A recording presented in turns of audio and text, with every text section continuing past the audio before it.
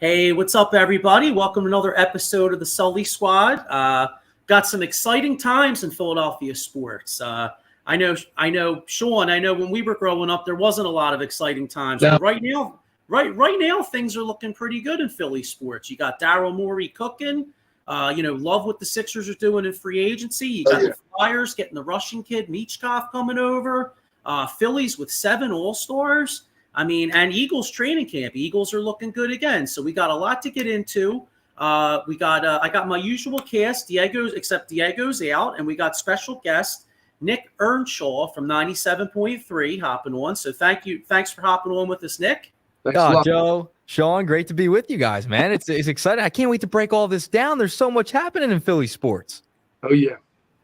Yeah, and like I was saying, man, I'm about to be 46. Sean and I graduated at the same time, and when we were growing up, of course, it was we had Buddy Ryan era, and that was good. But right when I started watching the Sixers, dude, was when they made the Moses trade, and they traded away Moses Malone, and then they traded Brad Daugherty, so they screwed up my Charles Barkley years, right? Mm-hmm. And then the Eagles, took a few years for them to get good, but they never won in the playoffs. The Phillies sucked my whole childhood except for '93. That was it. And so I guess what I'm saying is, I'm looking at the landscape of Philadelphia sports here, and really 3 of the 4 teams you could realistically make a legit argument could be having a parade this year. So I'll start with you, Nick. What's your, how do you feel about the outlook of Philadelphia sports right now? Oh man, you got to be excited, right? Usually it's we're Debbie Downers over here. We're something to complain about every single week, right? No, right now you have a Phillies team who's the best team in baseball, best record. They've been fantastic, dealing with a lot of injuries, and they've somehow stayed the course with those injuries to their stars. Harper, Schwarber, Realmuto, Turner, all these guys have missed time, and they stayed the course. That's something to be exciting about. They've been to the pennant 2 years in a row. They go to a World Series in 22. They're a real team in this city right now. And then you look at the Philadelphia Eagles team that went to the Super Bowl just 2 years ago as well. They go to the playoffs last year, very disappointing end of the season, but there's a lot of hope heading into this year. You get Saquon Barkley, you have new coordinators on the offensive, defensive side. You're getting younger on the defensive side. A lot to look forward to there. And then the 76ers, I'm so back in and back out on the Sixers, but I'm back in again. I wasn't in love with the idea of giving Paul George all that money in those years. Wasn't in love with it. I'm still not crazy in love with it. But with what they've been able to do to surround the team with Caleb Martin, Andre Drummond, Eric Gordon, these signings that they've gotten, Daryl Morey, you got to give them credit with what they were given in free agency.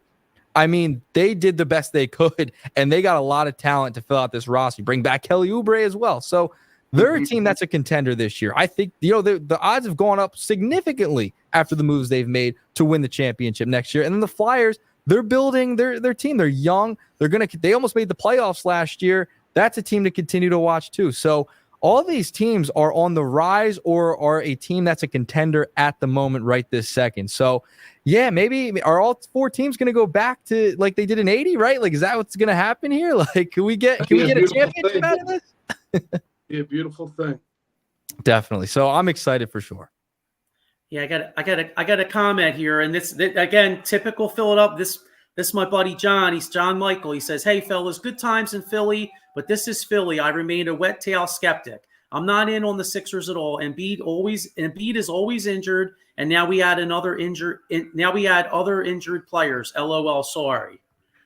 He's got a point. Although I will say Paul George did play 74 games last year though, so that's But to John's point though, you look at what just the Sixers in particular. You look at what they added. I think the Caleb Martin signing was huge because the one thing about Caleb Martin is not only is he a really good rotational role player, but he kills the Celtics. And that's a big one right there, But what else do you think they could add? I feel like they could use another ball handler. Yeah, I'm with you. I've brought up the name Seth Curry. I think he's out there. You're going to need minimum players because you're running out of cap room, right? You waive Paul Reed, you bring in Caleb Martin, fantastic signing, by the way. He was awesome. Like that's huge. And you get him on a cheaper deal. He was going to get 60 plus million from the Heat. You get him for 32 over 4. That's a huge signing. I've mentioned Seth Curry as a name to look out for. He can hit threes. You bring back the entire Ben Simmons trade, essentially. You bring back Drummond, you bring back Seth Curry. I think he's a name to watch as another guard. Markelle Fultz is an interesting name to look out for, to bring him back possibly. I'd be interested in bringing him back because he can play defense. He's still young, injuries a little bit, but he'd be cheap because you're going to have to go for cheaper players right now. So those are 2 names I'm looking for the 76ers. I mean, you have Eric Gordon, which is huge. He can come off the bench. He's been in a lot of big games. I just like the roster construction finally. It's like once you got out of that Tobias Harris contract, Joe and Sean, like that opened up the floodgates. Like now you can go sign all these different wings. Like you finally have wing defenders, a lot of length on the defensive side. Right. So that's what I'm looking for. But I remember they still have all their picks. They didn't have to trade any of their picks. They actually added a 2nd round pick in this offseason. So that's something to look out for too, because if you have all those assets, you can go make a trade maybe later down in free agency or when the deadline rolls around next season to add to this team to make a run. Now, obviously, what your comments said right there, they have to be healthy. They have to be healthy. Yeah. It's all about health. If they're not healthy, they're not going to win anything. It's that simple. If they are healthy, if they can get to the playoffs with their team intact, Embiid on the floor, Paul George on the floor, Maxey, they got a shot. They got a real shot to go far, but it's all about the health, and that'll be it every single year with Embiid on the roster. Yeah, the porcelain doll has to be healthy, most definitely. Yeah, and it just got bigger and athletic, like we both said. So I'm excited for this season. That's what was so frustrating about the playoffs last year, though, because it's like Embiid gets the surgery, he comes back, and he must have hurt himself more than they let on in that one game because he looked pretty good.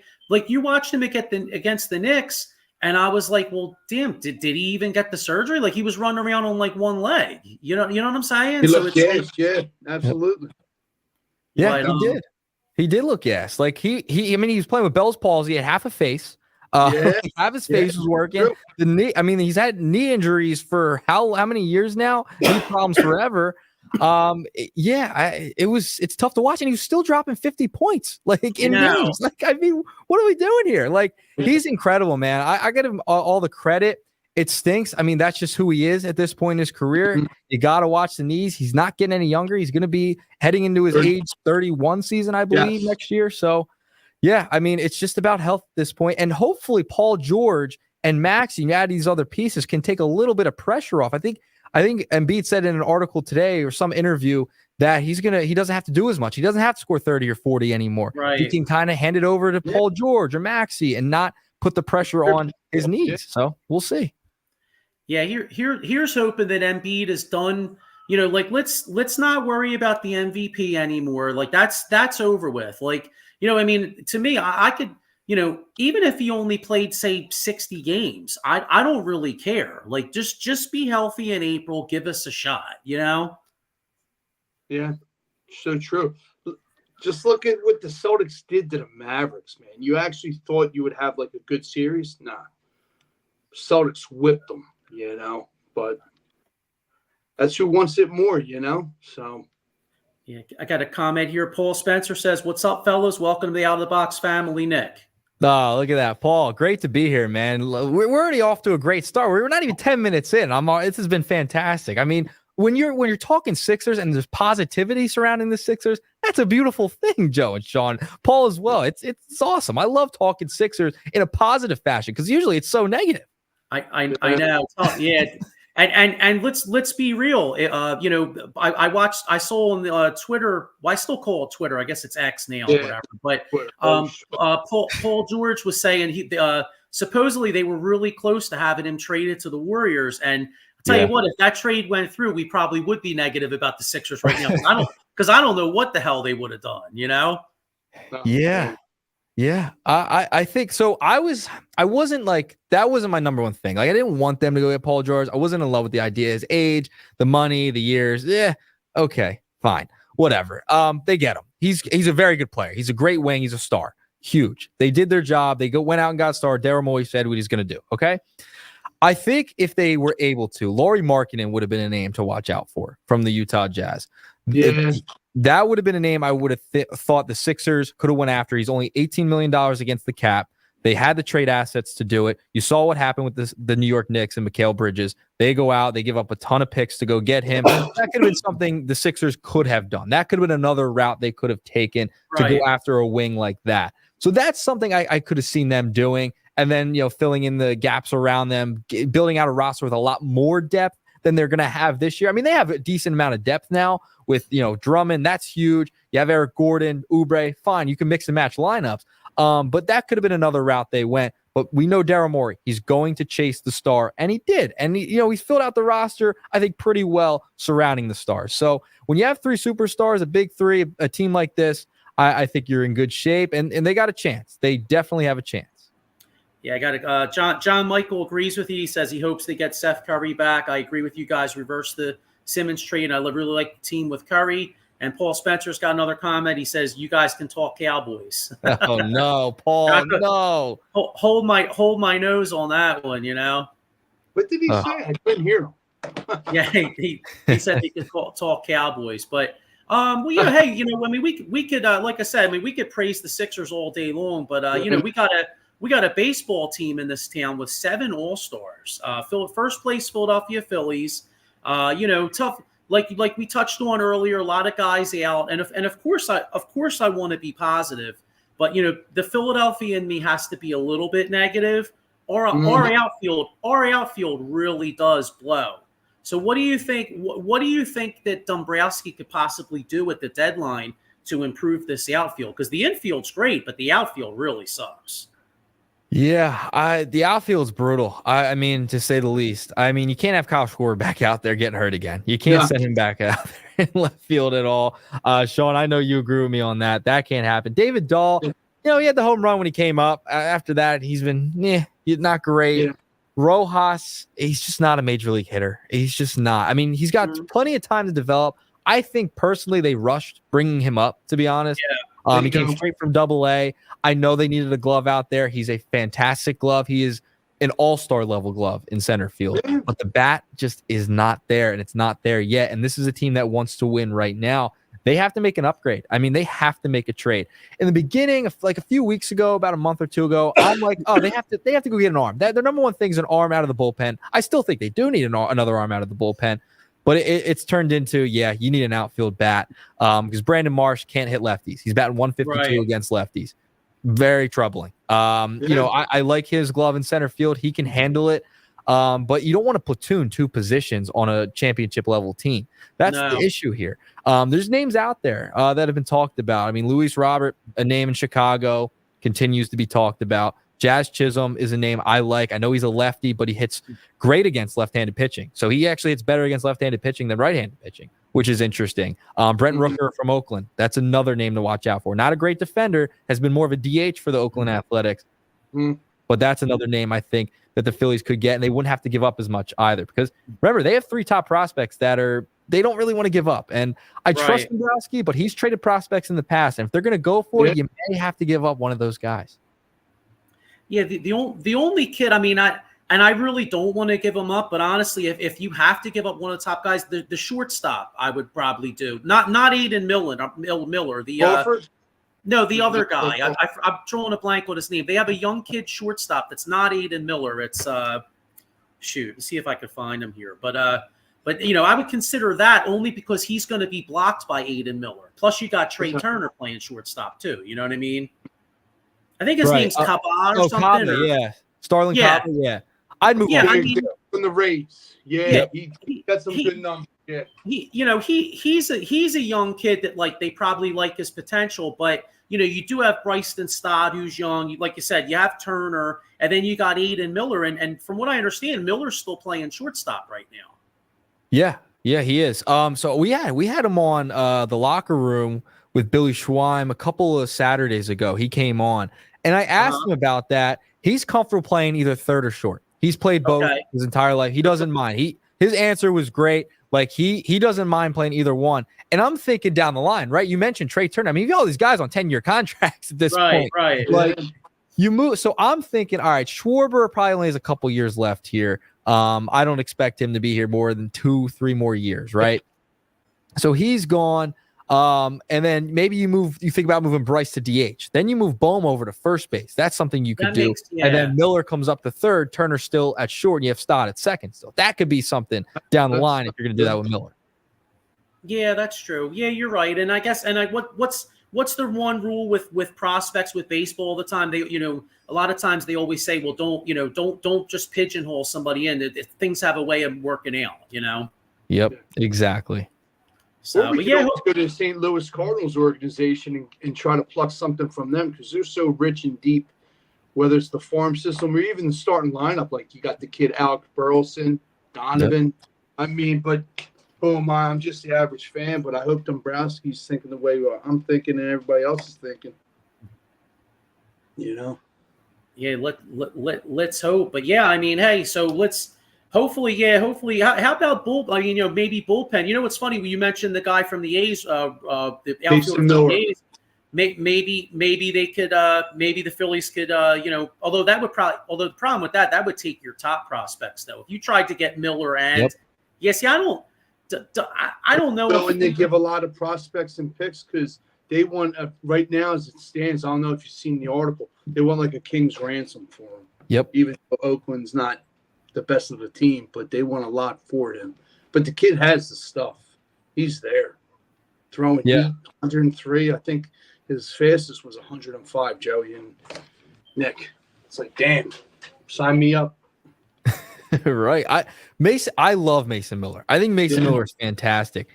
You're so right, Sean. They want everything for Mason Miller. I made a prediction on my baseball show. I don't think Mason Miller gets moved. I think they're going to be asking for too much.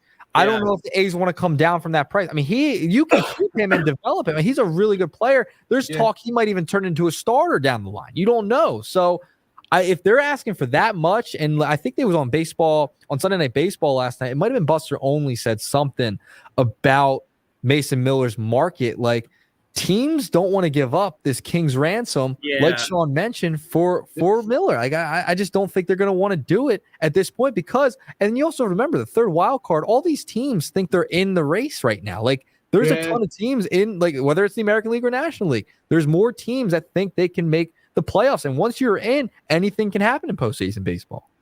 Yeah, that's true. Yeah, look at the Phillies 2 years ago. The Phillies get in as a 6 seed. They're on the verge of losing game 1. Next thing you know, they beat the Cardinals and they go all the way to the series. Yeah, exactly.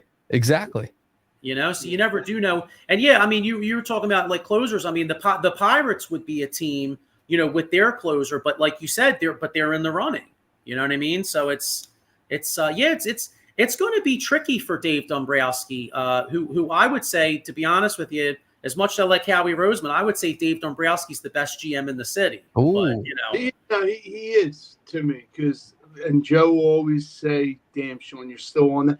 I still hate the fact that Howie Roseman drafted Rieger over Jefferson. Like, I don't care. I know what's in the past is in the past, but come on, man. He was right in your palm. And what the hell you seen in Rieger is beyond me because I watched him and he looked like garbage. But, and just to see the faces of Spielman in that war room for the Vikings are like, we just fleeced them. And they're high-fiving, slapping each other. But, we'll speaking of the Eagles, because I got a question on the bottom there, best GM in the city. And it's hard for me to – this is actually really hard for me to – because, I mean, Howie Roseman, you look at the job Howie Roseman did. I mean, like you said, what's training camp in about 2 weeks? Yeah. Yep. Training camp's about 2 right? weeks. Yeah, I think the 23rd. Yeah, so we're roughly 2 weeks away or whatever. But like, what was your thoughts on what Howie did in this offseason and the draft? Yeah, I mean, listen, Sean bringing me back to bad memories with the Jefferson thing, man. It was brutal. I remember writing a whole article on why they should draft Justin Jefferson, man. It was brutal. Taking Rager at that pick. But he's improved, man. I mean, he's won a Super Bowl for this team. Yeah. Getting Saquon Barkley from the Giants, like I never thought he'd pay a running back. Never thought the Eagles would do it after the history they've had at the running back position, kind of having a running back by committee. I mean, they won a Super Bowl that way. So that was fascinating to me. I think, the moves he's made over his career, I thought he's done a fantastic job. He's a Hall of Fame level executive for sure. In my book, I'd still say he's the best GM in the city. I like the moves that they did make in the offseason. I like the draft. I like going all in on corner, Quinyon Mitchell, Cooper DeJean. Love those moves. I think the Jalen Carter pick was fantastic. I'm interested to see Huff. That's going to be interesting. I don't know what we're going to get out of him. But I think Howie did a great job this offseason. And, we have the question at the bottom on the ticker, best GM in the city. I'd still give Howie Roseman that name. He brought the Super Bowl here. He continues to add star-studded talent. Remember, he found Jalen Hurts, too. That was a second-round pick. We all gave him, what, for drafting Jalen Hurts. It's ended up working out. They've been to a Super Bowl. They've been to the playoffs 3 straight years. I mean, that's something to be proud of for sure. He brings in A.J. Brown. Devontae Smith, another guy they drafted. The offensive line they've drafted really well too. Those later picks, they've done a good job. He's gotten better at drafting. It has not been his strong suit for his career, no doubt about it. Jefferson one, big flub right there, huge. But I'd say Howie's still number one. I'd have to go Dombrowski too, for sure. He still has to make some other moves. I think has to be able to be here a little bit longer for the Phillies. Championship also has to happen as well. Morey, I'd still go 3, even though he's had a really good offseason. Things still have to play out. He did his job. Danny Briere at 4 right now. Wait and see. It's a lot of wait and see with the Philadelphia Flyers. But I think he's done a great job. I mean, he's been dealt a tough hand, him and Keith Jones, with the Flyers organization. So that's probably why I go. I go Howie, I go Dombrowski, Morey, Briere. That'd be my ranking for the GMs in the city. Yeah, I did. John Michael. Hey, Sean, you have a fan. John Michael would have taken you, Archbishop Brian's own Sean Kilrain over Jalen Reagor. Yeah. That's great. That would be awesome. And you know what's funny too, Nick, to your point, like isn't it ironic that arguably Howie's worst pick, the Jalen Reagor, probably you could say his best pick was the very next round, which was Jalen Hurts, because first off, like to have the balls to actually make that selection. I mean, everybody in the city, I remember draft night, everybody's like, what the fuck? You know what I'm saying? Like, what a quarterback. In fact, my buddy texted me when they went to commercial break, because I guess he saw it on Twitter first. Yeah. And he's like, dude, they took Jalen Hurts. I'm like, get the fuck out of here. They didn't take Jalen Hurts. And next thing you know, it comes out and everybody was clowning him. You know what I'm saying? And then sure as shit, Carson Wentz shits the bed. And next thing you know, you got yourself, hopefully a franchise quarterback. I mean, 2022, he certainly looked like it. And the first 11 games last year, he looked like it. But that could have been Howie's best pick right after his shittiest one. Yeah, no doubt. I mean, he's been so back and forth. Like, he's had some really good picks and some really good misses. Like, that's a perfect example right there. You get Reagor in the first, but you take your franchise quarterback the next round. I mean, that's the whole quarterback factory we had to go through for a little while with the Eagles. So, I mean, he's made some interesting picks over the years, but I think free agency, the wheeling and dealing, his masterfulness with the salary cap. I mean, the way he's been able to maneuver, open up space, get guys to take a signing bonus and turn their salary cap number into a signing bonus from their salary. He's been masterful. And, whether, I guess it's kind of like credit, right? They're kicking the can down the road. They've had a couple of losing seasons because of that. They've gotten in a little bit of money trouble, but it works out because you have all these winning seasons. You're able to get all this talent and bring them in. So he's done a masterful job maneuvering the cap, making trades, adding free agents. Draft, he's gotten better at. Obviously not everyone's perfect. Not every GM is going to make every right decision. You're going to hit and miss on some players. That's been kind of his Achilles heel at times, but he's also hit on a number of guys as well. Yeah, Sean, I want to get to your GM pick, but real quick, John Michael Jalen has me worried, but I'm hoping he read more motivational books and reloaded his inspirational quotes, and he's back to 2 years ago. I believe in the kid. Hey, all we can do is hope, right? I mean, yeah. Do you have any concerns about how they were making such a big deal a few weeks back about how he kind of, it was almost like people were implying that he was clowning Nick Sirianni. Do we have any concern over that? For me, I don't have a ton of concern there. I don't think.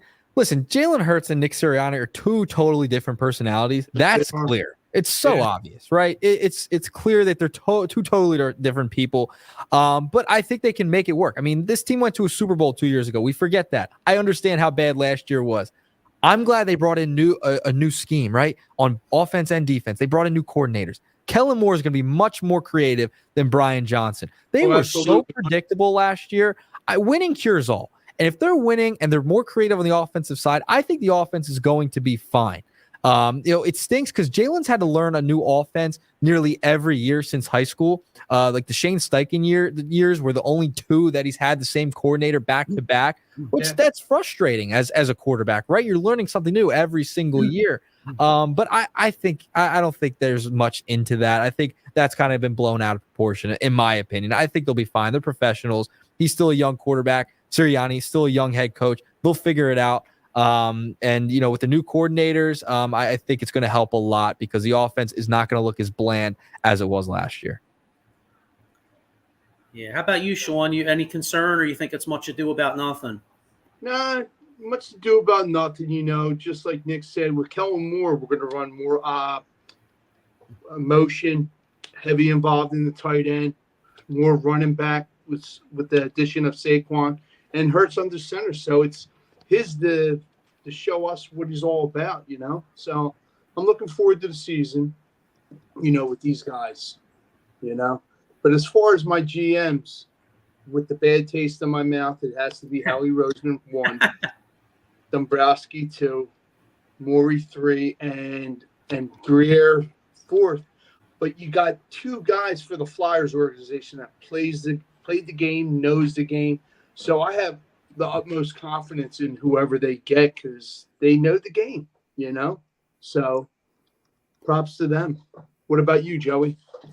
Yeah, well, I mean, it's hard for me to go out. It's hard for me to say it's not Howie Roseman, but just to be, I'm going to say Dombrowski first now, only because But a lot of a lot of that could be, well, let's see what happens and let's see what he does at the trade deadline and see what happens in October. You know what I mean? But it's hard to go against Howie. But just to be different, I'll say Dombrowski first, Howie second.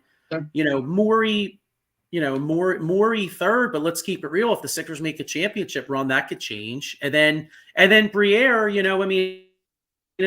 We really can't even factor him in because he just took over. So it's like, how can you judge the guy? I mean, maybe, who knows, 5 to 10 years from now, we could look back and be like, man, Danny Briere is like the best GM the Flyers ever had. Who knows? You know what I mean? The guy's just taken over now, I mean, he can't be any worse than I remember when they hired Ron Hextall and I was like, oh man, maybe Hextall turned out it wasn't that great, so sometimes you just don't know. You know what I mean? I think with Briere, you just got to give him time. I mean, he's been there. I guess he was acting GM for a little bit after he took over. So, give him a couple of years. They're building something. You bring in Keith Jones as well. I think they'll be okay. I think you're going to get a team that's going to be contending in the playoffs. So you're totally right, Joe. Like in a couple of years, 10 years down the road, you could be looking back. Yeah, Danny might have been the best out of those 4, and those are really good executives. Like Dombrowski's a Hall of Fame executive. Howie Roseman, definitely Hall of Fame executive. Morey remains to be seen, but he's still considered one of the top executives in the NBA. So Briere could get into that upper echelon in the city as well as in his own sport. Absolutely. Definitely. Dave Yarnell says, hey, Sully Squad, can I get a shout out to my daughter Faith's softball team from the Delco Outlaws? They're going to Nationals in Virginia this weekend. I'd appreciate it. All right, go Faith. Let's go, Faith. Here we go. Good luck. Good luck. Nice. Delco Outlaws. Yeah, Dave and I actually do a baseball show called Extra Innings. We used to do it every other week. Now we do it like once a month, and we just do the whole major leagues. You know what I mean? Like we break down the stats and who sucks and everything. But yeah, that's my man. But just getting back to the Eagles real quick before how concerned, we're all singing Howie Roseman's praises for the moves that he did make. And I thought he had a great offseason, but how concerned should we be, do you think, the fact that you don't have the leadership of anymore of Kelsey on the one side and then you lost Fletcher Cox on the other? I think for the Eagles, my main concern is the defensive side of the ball. No question about it. Because I'm worried about the defensive line, right? You're getting more of a Jonathan Gannon defense again. The Vic Fangio defense. Jonathan Gannon ran a similar one, because he's essentially he was a prodigy of Fangio, right? They ran similar defenses. I'm concerned about the defensive line. Do they have enough depth there? You're asking a lot of Jordan Davis. He's got to step up this year. He's got to show why they took him in the first round. Jalen Carter, I think he'll be very good, but he's got to step up as well. Like, these guys got to develop. You're asking a lot of young players to develop. Huff, do you know what you're going to get out of him again? Like, he's coming from the Jets. He's a question mark as well. Brandon Graham getting a little bit older. Josh Sweat, he's still solid, but you need a little bit more out of him. This is a young defense. Yeah. Another guy, Nakobe Dean, another question mark. He's been injury prone. He hasn't really shown what he could do at the NFL level yet as well. And then, you have Cooper DeJean, you have Quinyon Mitchell. There's a lot of young pieces on this defense. So my question mark is the defensive side of the ball. Devin White, you bring him in. He's a veteran. What are you going to get out of him? He was kind of having a down year. He's a little older. I don't know. The defense is my main concern. Are they going to be able, because they're not going to blitz a ton. They're not going to blitz a ton. That I can tell you right now. That's not going to happen. That's not the scheme that Fangio is going to run. They're going to want to get to the quarterback, rush 4, and then play off coverage in the secondary. So I'm more concerned about the depth on the defensive line. Are guys going to take that next step? It's the Bulldogs defense. All these Georgia Bulldogs need to take that next step if the Eagles defense wants to be up to par and what we think it's going to be. So I think there's a lot of question marks there. On the offensive side, I think they'll be fine. I think they'll be okay. Now, the tush push, that's an interesting question. I don't know what's going to happen there. You don't have Kelsey there anymore. You still have Jalen Hurts, who could squat 600 pounds, but the legend, the man himself, is now out of the equation. So I think the offensive line is still going to be very good. I think they'll be one of the top offensive lines in football, but you have all these weapons. I'm curious to see how Kellen Moore gets creative and gets them all involved. That's what I'm concerned about. How are you going to spread the ball around to all of these superstars you have on offense?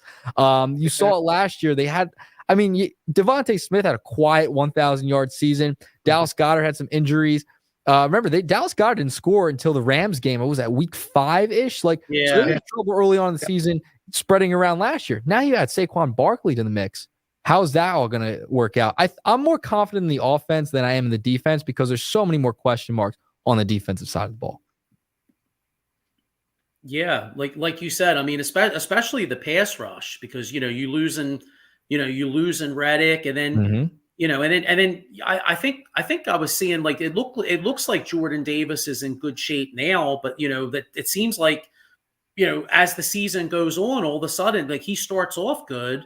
And then all of a sudden, it's like he's gassed. You know what I mean? Almost reminds me of like Albert Hainsworth years ago with Washington, where he's laying on the ground. They're like, "Come on, dude, time to get up." You know what I mean? Right. Yeah, I'm concerned. I'm concerned about the pass rush. Sean, I don't know about you. I'm very concerned because you lose Reddick, you add Huff. He's an unknown, and you're putting all the faith into all these young guys. With the front defense of the Eagles now, for me, I'm looking at all the guys. You got Milton Williams. I think he's going to show up. Ajomo, Nolan Smith is kind of the weak link because of that bad shoulder. He has such great speed off the edge. He's got great technique, but the shoulder isn't healed. Did he work on his technique better? Linebacker kind of concerns me the most. What you said as well as the front. I think it's linebacker for me because you got Devin White and all the other guys, Nakobe Dean, a couple unsung heroes. But the secondary, I'm kind of confident in, So, and I want to see that kid Johnny Wilson too, that they keep ranting and raving about from Florida State. But all in all, would you go out and get a slot receiver with the name of a guy like Hunter Renfrow? Would you look into that? Yeah, I would. I think they need a third receiver. Yeah, they do need a third receiver. Paris Campbell, is he really going to cut it? John Ross coming out of retirement?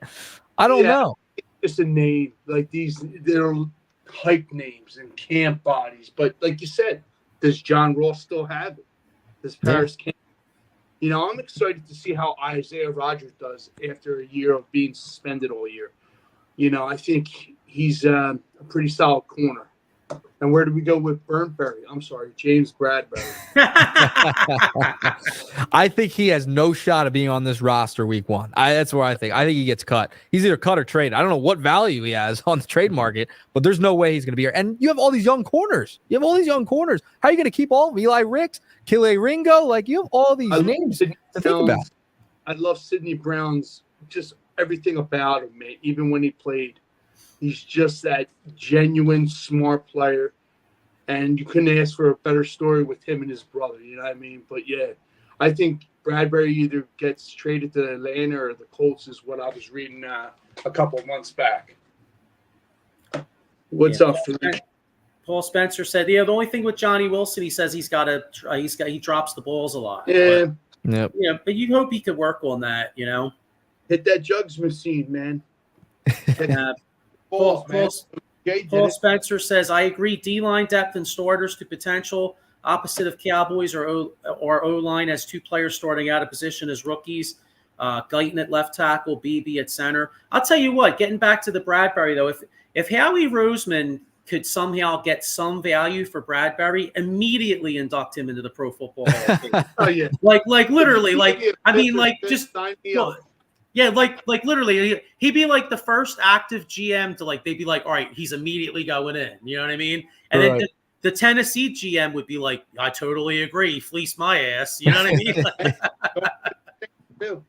Yeah. Listen, if you can get some value for Bradbury at this point, I mean, they were trying him out at safety a couple of weeks ago. I think they were just throwing a body there, to be honest. I think there's no shot he's here. And you have to remember, like, Eli Ricks, he came out when he was coming out of high school, he was a big name at Alabama. Yeah. And so like he's been a name for a long time. I thought he played really well last year, but when he's not an inside corner, he's not a slot guy. He's an outside corner for sure. So if he's a guy that makes the roster, he helped you out on special teams too. Ringo was getting a lot of praise in mini camp. So yeah, they have a lot of decisions to make, especially at corner. There's so much. When was the last time we had this much depth? We talked about it with the Eagles at the cornerback position. I mean, this is huge for the Birds to have this much depth in the secondary. That's what's going to help them, especially if the front 4 can't get to the quarterback on the pass rush. So very interesting stuff to see who makes the roster and who doesn't at the cornerback position. So true. Yeah, definitely. Yeah, I was going to say they had Bradbury doing everything but selling lemonade outside. Exactly. Yeah, like what's your job? What it's like Office Space. Like, what exactly do you do here? You know what I mean? Exactly. Yeah. I don't know. I can't see him being on this roster. I mean, it's safety. I don't know if that even works. I mean, they need some depth there. Sidney Brown coming off the injury. Do they want to keep him there? I don't know. I can't see it. I mean, I think they're just kind of throwing bodies around at this point. See you later, Barry. And here's another guy too, like Josh Jobe. Now as a corner, like I think all these guys are better than him as a corner, but I'm pretty sure I was reading somewhere where he's supposedly like a really good special teams player. So it kind of makes you wonder, or one of these guys, like you said, like a Ricks, who looks pretty good. If you have all this depth, it almost makes you wonder if maybe you wind up possibly having to cut somebody like that because somebody else is better on special teams. Yeah. Exactly. I mean, Jobe could make the roster because of the special teams play, right? Yeah. Isaiah Rodgers, he's probably going to make the team. Like, you have Darius Slay still at the top of the list there. And then you have Quinyon Mitchell. Cooper DeJean can kind of rove between if they want to try him at safety as well as corner. Kelly Ringo, another guy. Like, I mean, they have so many names on this roster that – yeah. Who do you just not want to keep? Who are you just going to leave off? Like, it's a pick 'em at this point. Certainly, I mean, at least on paper, it looks a lot better than last year. I mean, last year last year might have been the worst secondary play that I've ever seen in my life. I mean, that was just horrible. It was horrendous. I will say Bradley Fletcher era. That's true. Back then. That would have been a Byron Maxwell. I think we've seen a little worse than last year.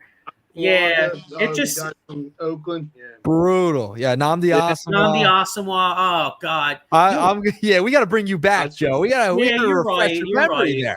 Yeah, I mean, there's some brutal corners we've had here for sure. But like the Super Bowl year, I was fine with Mills. I was fine with Darby. Like, they were fine.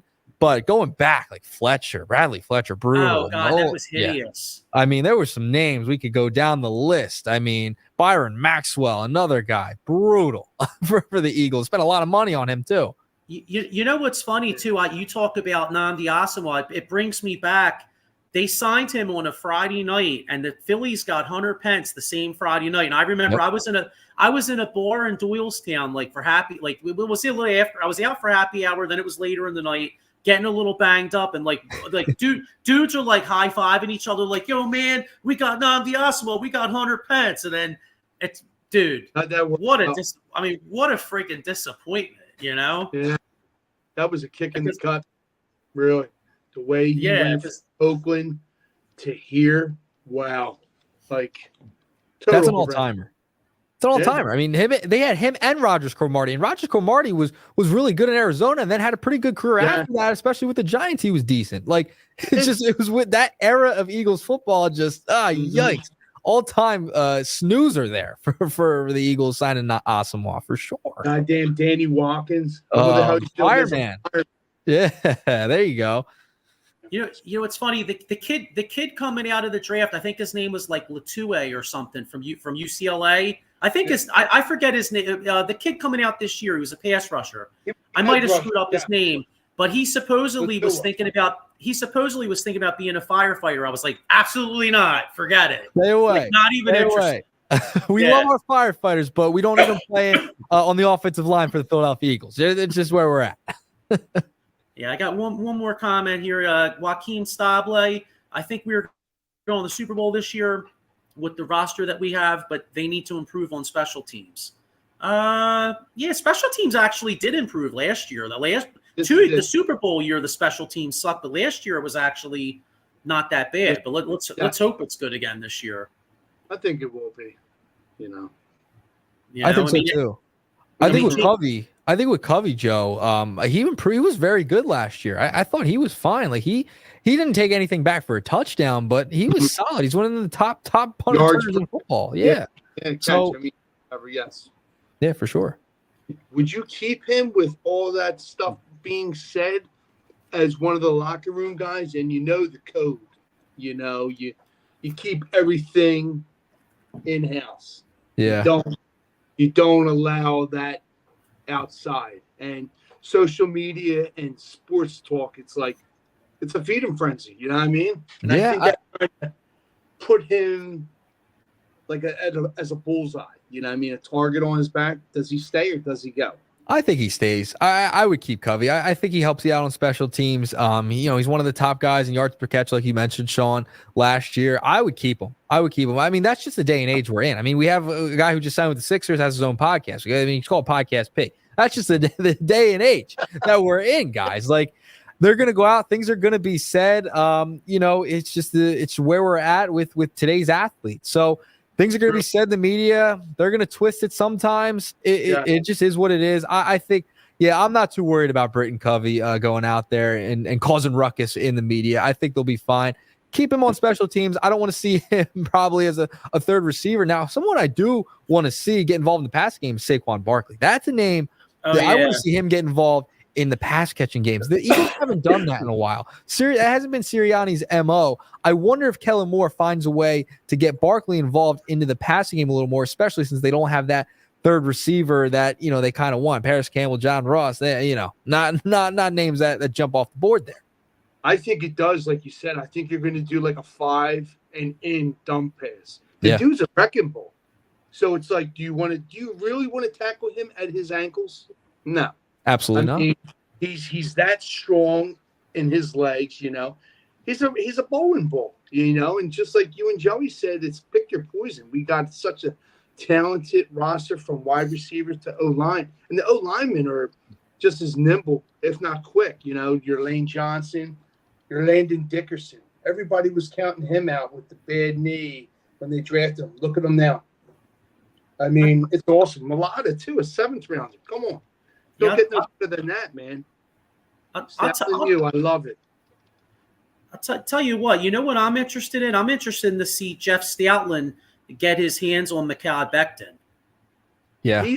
I think he's going to unlock the code on him. because he knows how to work those O linemen. Obviously, who he played for the Jets, it was a shitty team. But like you said, Joe, I think he's going to unlock some potential because the dude's a mammoth. You said it yourself, and even the rookies that we drafted, the guy that's from North Carolina State, the guy with the long hair, I forget his name. And I love the dude, Keegan. I'm going to tell you right now, the dude has got some quick feet. Watch out for him. He's going to be a starter on the O-line. Trevor Keegan from Michigan that we drafted. 6th rounder. I like him. I hear you. Well, hey, man. Hey, we could talk Eagles all day. You know what I mean? But, hey, Nick, listen, man, I really appreciate you taking the time to hop on with us, dude. It was a blast. Yeah, Great Joe, time, Sean, thanks so much, man. I mean, this was fun. I'm always down to talk Philly sports, man. Nice. And I always welcome. I know a lot of the people out there know you, but where could everybody see you? All right, so I'll be on 97.3 ESPN, 4:30 every day. Nick's Nuggets. I chop it up with Mike Gill on the Sports Bash. Saturdays as well, 10 to 12. I produce The Locker Room on 97.3 too. Also have a baseball show called The Shift Podcast. I co-hosted alongside Francisco Rojas on W. He's a producer at WIP. We host our own baseball show as well. So you can catch me there. And then I'm the station coordinator at Camden County College, 91.5 WDBK. That's kind of my home base, and we're rebuilding that station for the students there. So ton of places, but 97.3, 4:30 every day I'm on the air. Hey, man. Yo, dude. Thanks a lot, man. Appreciate it. And let's go Phil 6. Go all to 4 teams, right? Hopefully we have a hell of a year. Let's go. 4 for 4, guys. Let's see them win. Let's bring a couple of championships home within the next 2 years. All right, let's do it. Hey, that would be nice. Yeah, we'll see you at the parade. All right, guys. See you soon. Thanks for having me. All right, thank you. Talk to you later. Later. Yeah, it was a good time, man. Yeah, man. Great. Great talking sports. Picking people's brains for the sports knowledge, it doesn't get no better. Oh yeah, definitely. Like, so, go ahead. That's it, man. Yeah. So cool, man. But yeah, I got to wrap up in a few minutes here. Joey's got another flag football game. okay. He's a member of the 49ers. So. The only time I'm going to cheer for the 49ers is when Joey's a player. You know what I'm saying? I know. I couldn't agree more with you.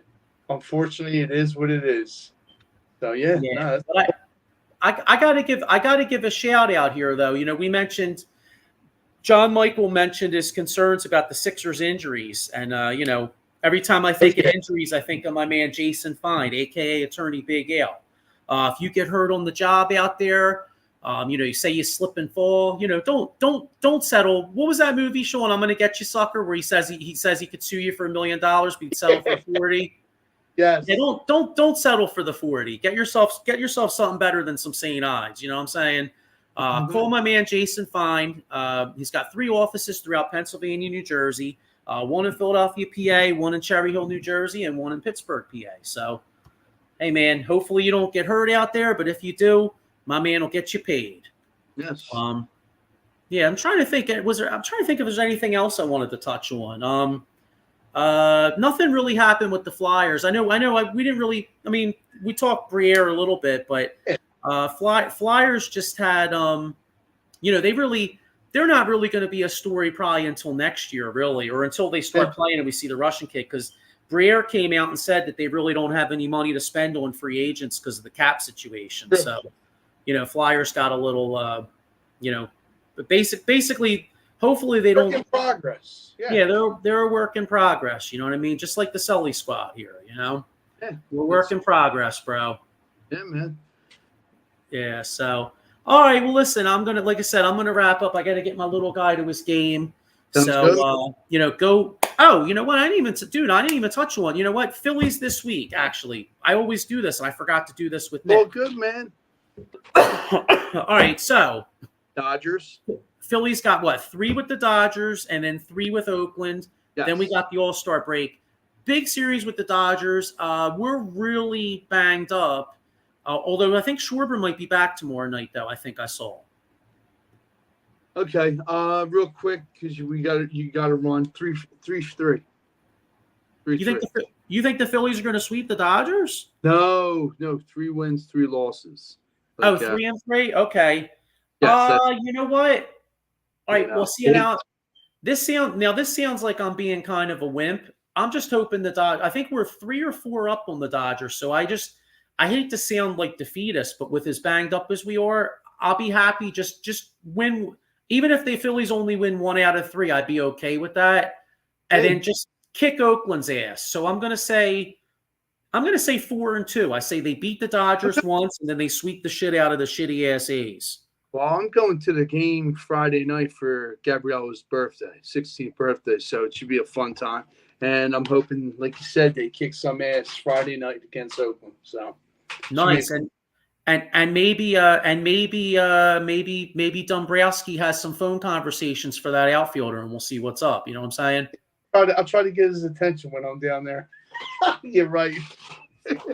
All right, bro. Well, listen, go Phils. We'll see if the Sixers can maybe by this time. We won't be back till the 22nd. Next week we're taking a week off. So next time we're back, it'll be right before Eagles training camp. Hopefully by then, maybe the Sixers get Kyle Lowry or some sort of a point guard in. And honestly, they could use maybe another power forward. Maybe Marcus Morris can come back. I'd be cool with that. Bring it back. Philly toughness, baby. Let's go.